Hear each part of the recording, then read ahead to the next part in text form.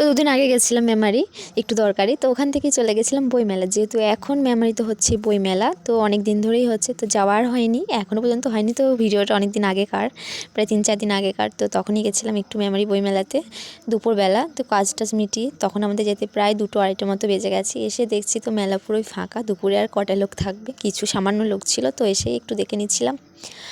আর আসবো কিছুদিন পর, এখনও বেশ কিছুদিন থাকবে মেলা যেহেতু। আর এই খাটটা দেখে আমার জাস্ট এত পছন্দ হয়েছে কি বলবো।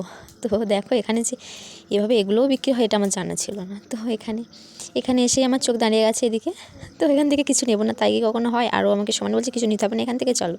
কে কার কথা শুনি? আমি তোর কথা শুনিনি, তো আমি এখান থেকে দুটো জিনিস নিয়ে নিয়েছি। এই ক্লিপটা আমার এত কিউট লেগেছে, এত সুন্দর, তো আমি ওটাকে আর দেখে থাকতে পারিনি, তো নিয়েই নিয়েছি। তারপর ও বললো চলো একটু শপিং মল থেকেও আজ ঘুরে আসি, অনেক দিন তো বেরোনো হয় না, কিছু নেওয়া হয় না। ভাবলাম চলো এসেছি যখন একটু ঘুরেই যাই।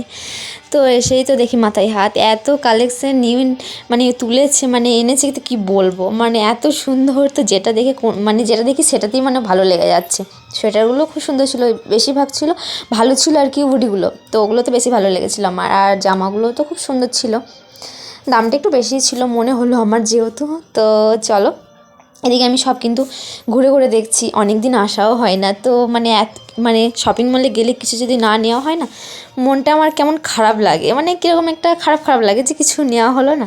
তো তারপর ও দেখো এখানে ও আমাকে হাত ধরে টেনে নিয়ে যাচ্ছে যে দেখবে এসো এখানে জামাগুলো, মানে শার্টগুলো কত সুন্দর দেখতে, আমার পছন্দ হয়েছে, কেমন দেখো। তো এই সাদা টি শার্টটা খুবই ভালো ছিল আমারও, তার মধ্যে এই ব্ল্যাকটা ওরও পছন্দ হয়েছে। তো আমি বললাম এটা ভালো, আমার না ব্ল্যাক জিনিসপত্র খুবই ভালো লাগে, আর ওকে বললে একটু তো ভালোও লাগে। তো তারপর আমরা কিছু খাওয়া দাওয়া করেছি, কারণ অনেকক্ষণ কিছু খাওয়া হয়নি।